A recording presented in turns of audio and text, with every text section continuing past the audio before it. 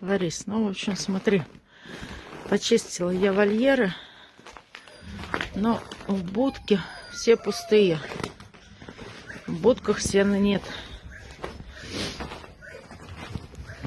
Нужно срочно покупать сено, на улице холодно. Здравствуйте, друзья! У нас новые морозы и завтра снова снегопад. Солома вся отсырела, собаки мерзнут. Быстро собрали все, очистили вольеры, будки. Как видите, все чисто и холодно. Срочно заказываем новую солому. Ночь придется подражать. Завтра привезут, но надо оплатить. Пожалуйста, помогите, друзья, на солому. Ну, а это вот то, что вычистили. Это все мокрое сено. Солома. Завтра еще и снегопад. Снова придется вольеры откапывать. От огромного снега прогибается крыша на вольерах. Чтобы не остаться без крыши, вызвали рабочего почистить этот тяжелый снег. И тоже не бесплатно. Да, снег внес в эту зиму свой коллапс в жизнь передержек.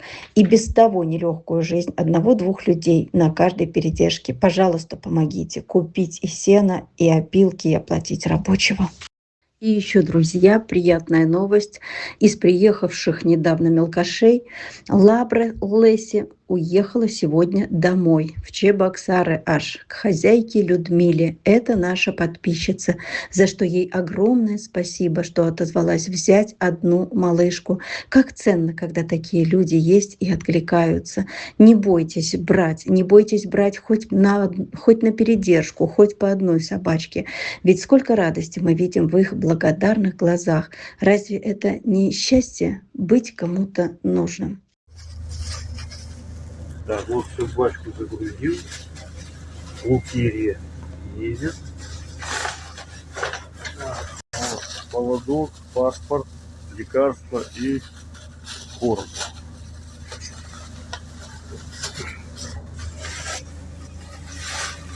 Все, давайте, удачи. Друзья, и нам по-прежнему нужны квартирные передержки для небольших собачек в Москве.